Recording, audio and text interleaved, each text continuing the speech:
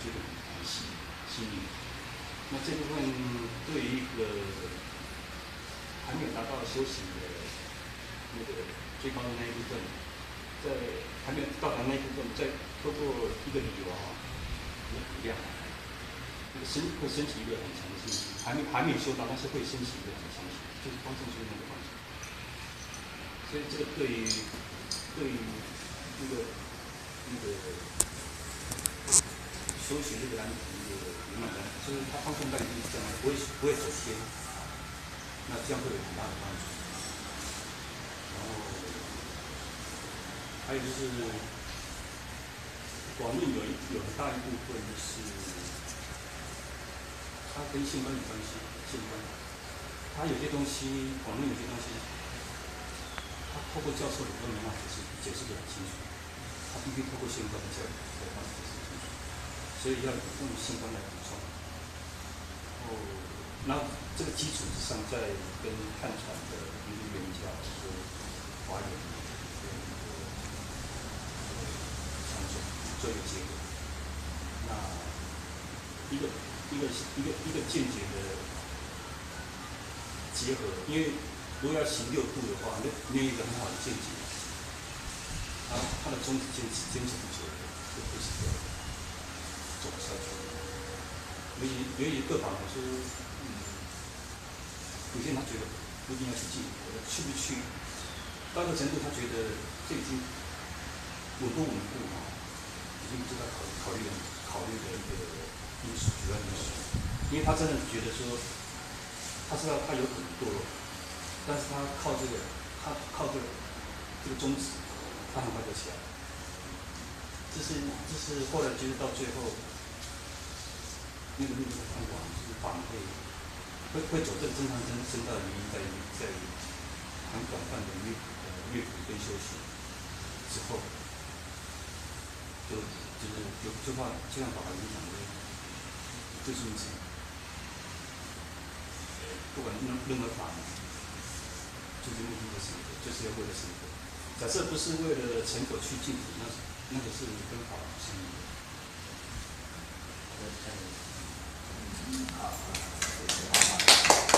好，刚才我们那个卢道法师他就是说跟我们常师父学习的一些因缘，然后后来越南印度他也开始跟一些仁波切他修学这些这个五大论一些经验最后也谈出他的一些理想那就是感觉起来就是说，他这个藏传的部分还有汉传部分他都有修学那在他的经验可能觉得说，尤其我听到一个重点，就是他之前好像对禅宗觉得好像不是那么不能够理会的，不能理解。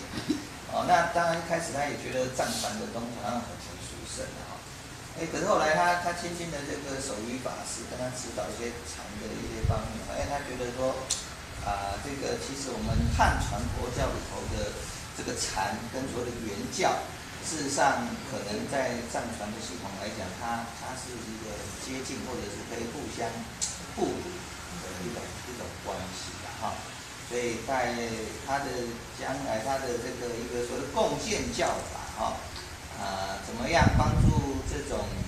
其实他刚才有讲到，就是说众生无量无边，法门无量无边那怎么样可以更多元的去度化更多不同的众生？那怎么样？但是要有一个核心这个核心那这个核心的一个架构，怎么样来建立这样子我想大概我听到的重点是这样子那想我是不是请我们慧聪和尚来分享一下这个回应一下这样子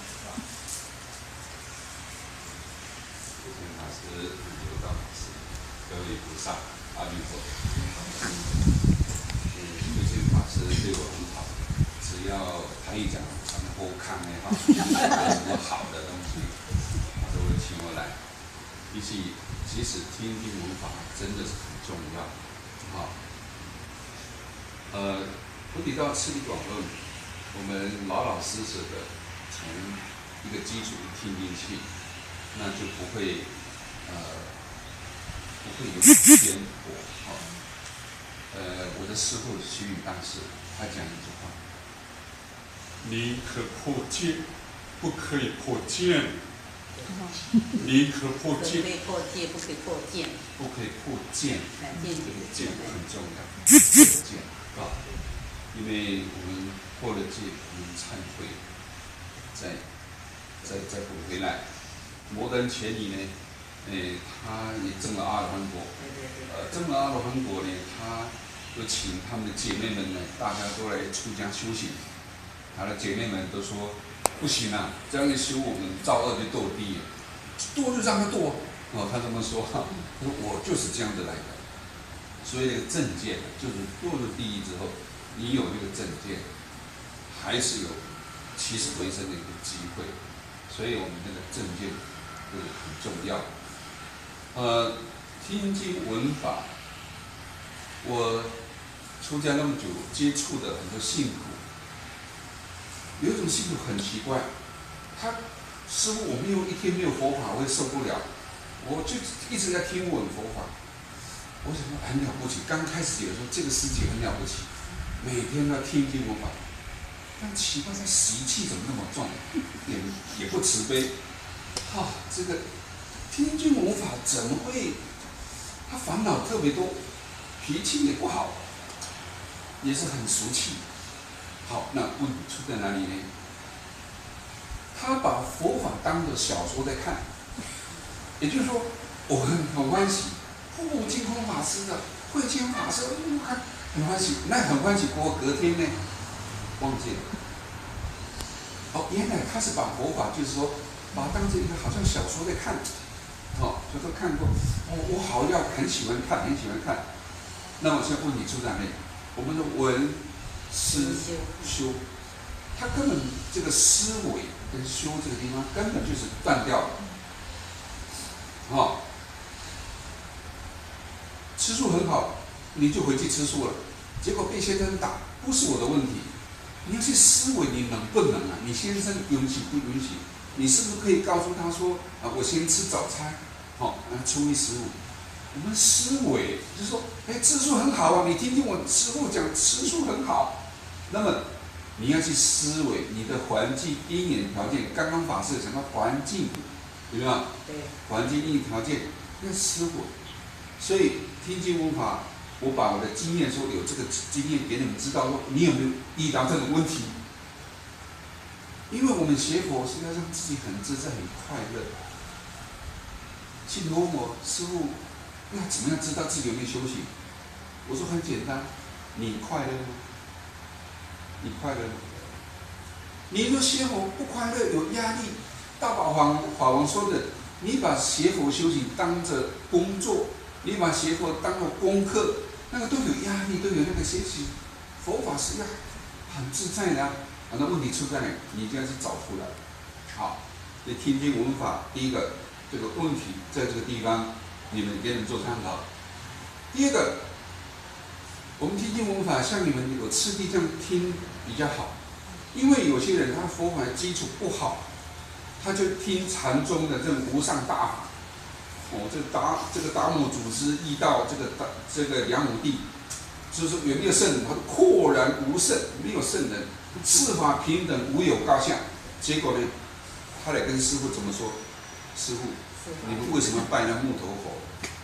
你们为什么要拜那个石头铜做的、水泥做的佛？我说那佛在哪里？说佛在心里。我说你很了不起。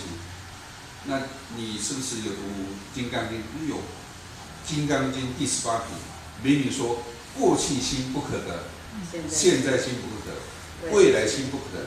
那心不可得，你说佛放哪里？那师父怎么办？以你的程度还是慢，乖乖拜佛。又写一个拜佛子，也就是说，他听的是果地的东西，就是成就圆满的果地的东西，对不对？但是因地到果地是不是要有一个次第？所以说我们说菩提道次第广论，次第他没有，他听的法是无上大法，但是呢，他的因不是。对，我们说呢，邪人行正道，正道也成邪。他用他的贪嗔痴来解释佛法，那糟糕了。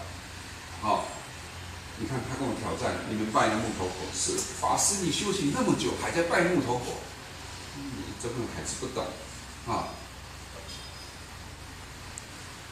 我们从学佛，从出生，我们身上没有带一件衣服来到人间，也没有带1毛钱来到人间，我们一直要利用别人，一直要。我们学佛目的就是最后是要怎么样？我师父讲，以前我们都利用人家，现在要被人家利用，能够被人家利用才有价值。我们现在我就是要去被人家利用的时候了。菩提心、大悲心、空性慧，这是配合的。所以菩提道次第广论呢，因为每个人因缘不一样。以前我是在佛光山读书的那么我们汉传佛教比较能代表，当然就是华严跟法华唯识这个那么我现在呢，因为已经超过60岁了，那么我现在专注于这个37念，因为37念它里面的开示就是禅跟净的思想。他说10万亿尘不隔尘，我们要去阿弥陀佛那边有10万亿尘，10万亿的，他说不隔尘。他说休将米跟物切一半休将迷物自疏清所以37念里面有禅的很重的一个思想像六祖慧能说10万亿尘就是贪嗔痴，把贪嗔痴拿掉，10万亿尘就到了所以你10万亿尘不可能休将迷物自疏清刹那，他说一刹那你的那个结的心刹那念尽，也就是说你的妄念尽了，便是莲华玻璃人，就是西方极乐世界。所以，我现在呢就致力于在这个37念里头。刚刚这位法师说中观，我也很喜欢这一类的，因为读理工的人会算数，这个去读唯识最好。唯识呢，我在读佛学院的时候，什么生气有什么愤恨恼富悔，要背那个什么，要背那么多，一个生气就要恶心所。